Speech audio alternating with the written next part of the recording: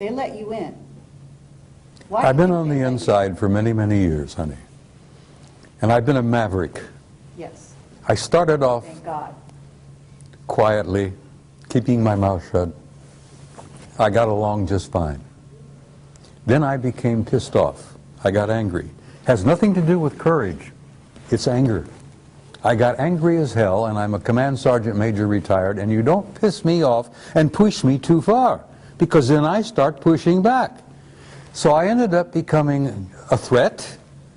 Then I became a nuisance. And I've learned since that I am now an asset.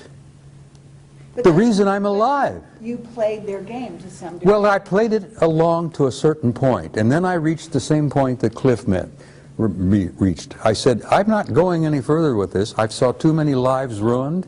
I saw careers ruined, families destroyed, people committing suicide. I saw things, honey, that would curl your hair. And I said, I've had enough of this shit. I'm going to tell the goddamn truth, whether they like it or not. And that's when they threatened my ass. They tried to take my pension away. They harassed me with black helicopters and black SUVs, phone calls at 3 in the morning. I went through the whole 9 yards until I fought back. I says, I'm carrying a gun, I'm a marksman, don't push me too far, I'm going to start shooting people. And you realize they walked away and backed away from me and left me alone? And here I am, 2012, 83 years old, ornery as ever, and I'm speaking to you with honesty and from my heart. Okay, but you have friends in high places. Yes, I do. A few of them are still around. Most of them are dead. Clifford does as well, and I know I do. Look, I've known some of the guys in MJ-12, honey, personally. I'm sure you And have. most of them are dead now. I don't know who the new crowd is because I've been out of touch for quite a while. Okay. But they still exist, and they're there. You call them the black government, you call them the secret government, doesn't matter what you call them, they're there. But they're still messing with people. Oh, they're messing with people. Look, you got the Trilateral Commission, you got the Council of Foreign Relations, you got the Bilderbergers, you got all those guys. You call them the Illuminati. That doesn't matter, doesn't mean shit, you know. You call them anything you want, but they exist. But there are powers beyond them. Great. And they don't like that. I understand.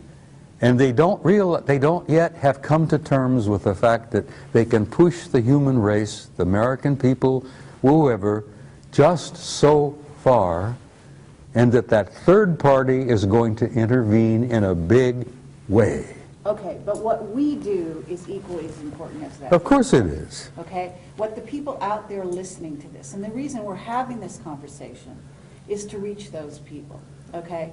To get those people to get involved, to get them to realize that there is a war afoot. I want people to wake up, Kerry.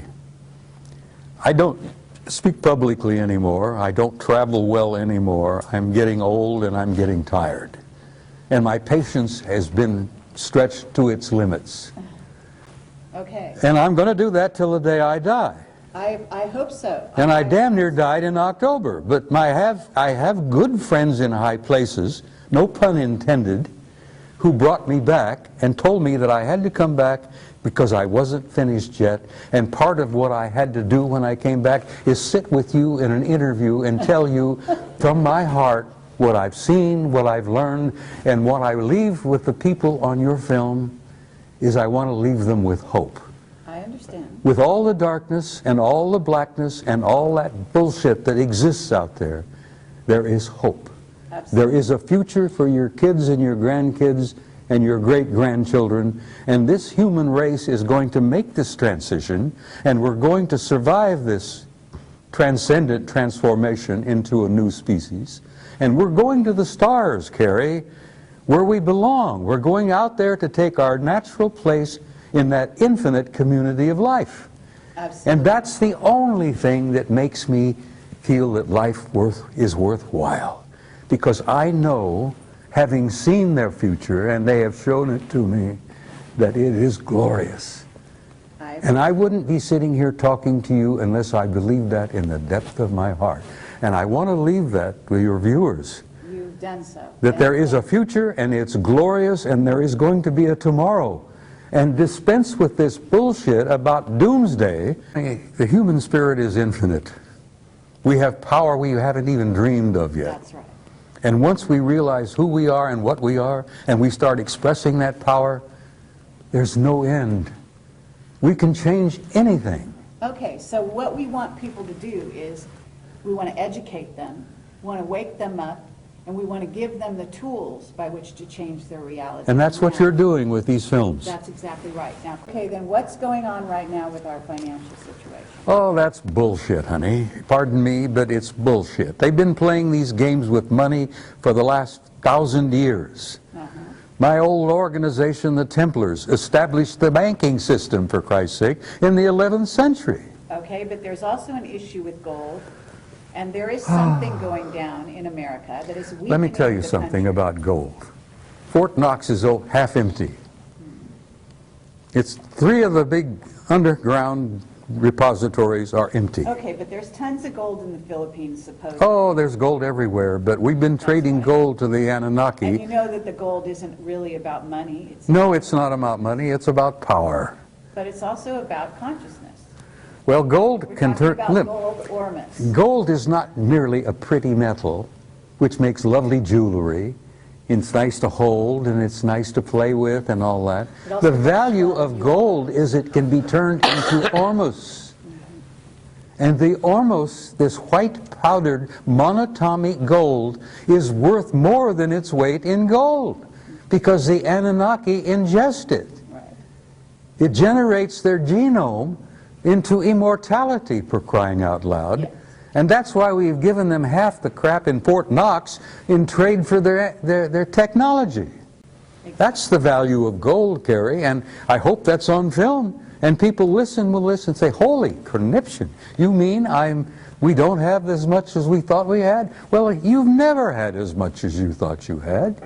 You've been a little player in this game, and you've been manipulated for so damn long that you don't even realize that you're not even a part of the game. You're a player. You're just a part. Okay, but we want to change that in this interview. Okay? I know you We do. want the people listening to realize that they can take things at hand, and they can become aware, and awareness alone can change your reality.